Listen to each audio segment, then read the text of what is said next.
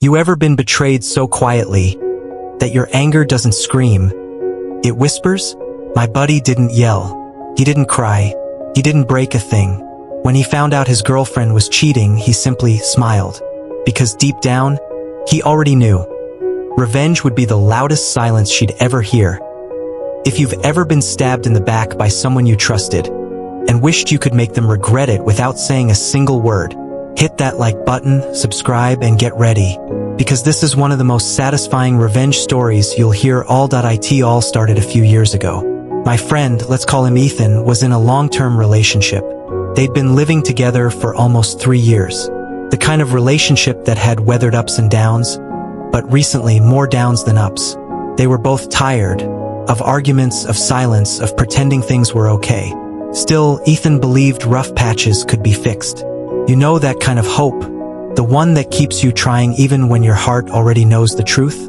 That was Ethan. Then one day, his girlfriend, let's call her Lena, said she needed a break.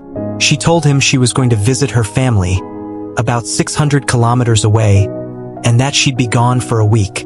Ethan wanted to believe her. He even helped her pack. When she kissed him goodbye at the door, he felt a spark of hope. That maybe, just maybe, this time apart would help them find their way back. But life had other plans. 3 days later, Ethan was grabbing coffee downtown with a friend. They were sitting at an outdoor cafe when something in the corner of his eye froze him mid-sentence. Across the street, Lena, laughing, glowing, sitting on a restaurant patio, not 600 kilometers away, but right there in the same city. And the man sitting opposite her, her ex. Ethan's stomach dropped. The world blurred, and the air felt heavy, rush over, like the moment he didn't cause a scene. Instead, he pulled out his phone and snapped a few photos. Each click of the shutter felt like a nail sealing the coffin of his trust. He didn't stay to watch. He just walked away. Silent, cold, and completely awake now. That night, he sat alone in the apartment they'd shared for years. Every piece of furniture, every framed photo, felt like it was mocking him. But instead of drowning in anger, he began to plan. Ethan checked his lease month to month, but it required 60 days notice. Lena wasn't even on it. That was his first win. He called his landlord, a kind, understanding man, and explained the situation.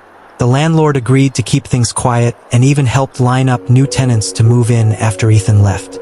Over the next few weeks, Ethan played his part perfectly. He stayed distant, calm, almost indifferent.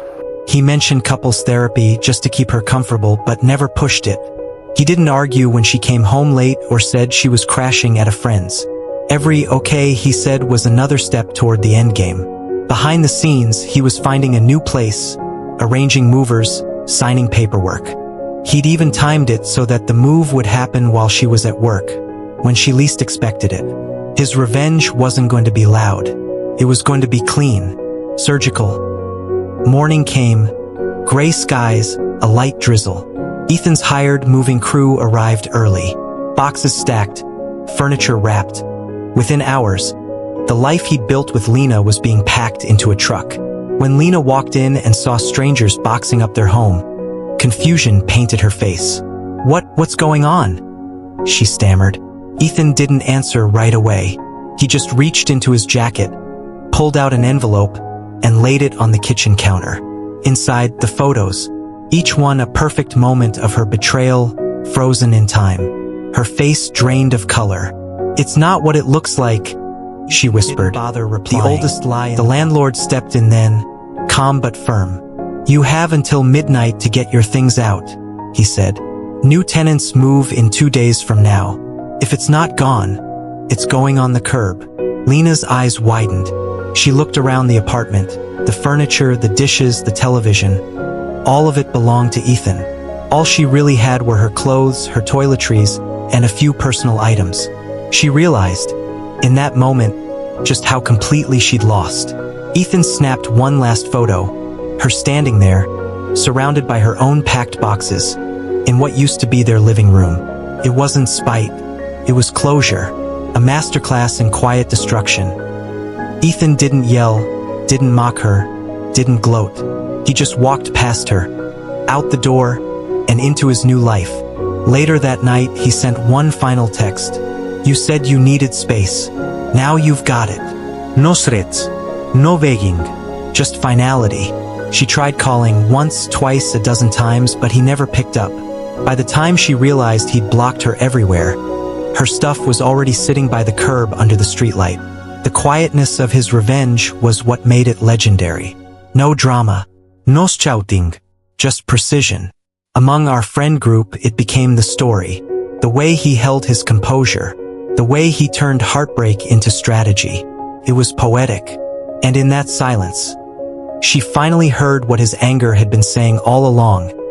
Sometimes revenge isn't about destroying someone else. It's about rebuilding yourself so completely that they can't touch you anymore. And the sweetest part? Watching them realize you don't care anymore. If the story gave you chills, smash that like button.